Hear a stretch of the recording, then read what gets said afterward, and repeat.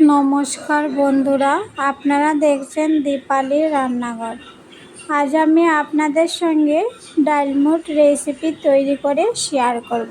রেসিপিটা তৈরি করে নিয়েছি, কিভাবে তৈরি করছি সেটা আজকে আপনাদের সঙ্গে শেয়ার করব।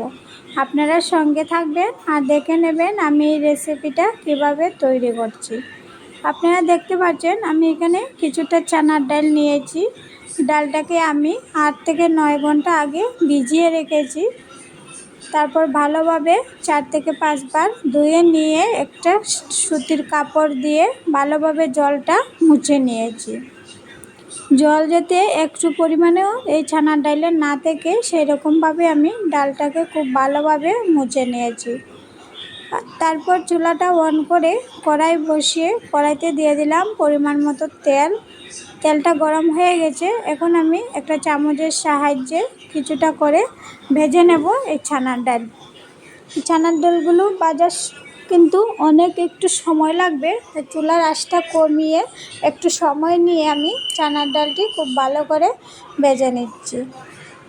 আপনারা সঙ্গে থাকবেন আর ভালো লাগলে এই রেসিপিটা শেয়ার করে অন্যদেরকে দেখার সুযোগ করে দেবেন। আপনারা দেখতে পাচ্ছেন কিছুক্ষণ পর চানার ডালটা কীরকম ফুলে ফুলে উঠছে। যখন ফুলে ফুলে উঠবে তখন চানার ডালটা ভাববেন ভাজা হয়ে গেছে। এখন আমি এগুলো নামিয়ে নিচ্ছি। আরও যে রয়ে গেছে আমি সবগুলো একই রকমভাবে ভেজে নিয়েছি। আপনারা দেখতে পাচ্ছেন কত সুন্দরভাবে আমি ভেজে নিয়েছি এগুলো। তারপর এই কড়াইতে আমি দিয়ে দিলাম কিছুটা চিনেবাদাম। বাদামগুলো আমি খুব ভালোভাবে ভেজে নেব। বাদামগুলো ভেজে নিয়েছি। বাদামগুলো নামিয়ে আমি কিছুটা আস্তা শুকনো লঙ্কা এই তেলেই ভেজে নিচ্ছি। শুকনো লঙ্কাটা ভেজে নামিয়ে নেব। তারপর এই চানাটায় কিছুটা মশলা আমি এখানে অ্যাড করে দিচ্ছি। দিয়ে দেব পরিমাণ মতো কিছুটা বিট লবণ, দিয়ে দেব সামান্য একটু গোলমরিচ গুঁড়ো, দিয়ে দেব পরিমাণ মতো চাট মশলা, আর দিয়ে দেব কাশ্মীরি শুকনো লঙ্কার গুঁড়ো।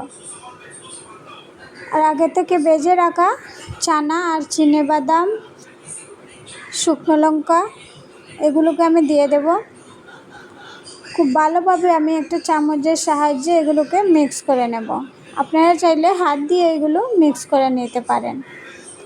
2 থেকে 3টা শুকনো লঙ্কা আমি মিডিল দিকে টুকরো করে ভেঙে নিয়ে এগুলোর সঙ্গে মেখে নিচ্ছি।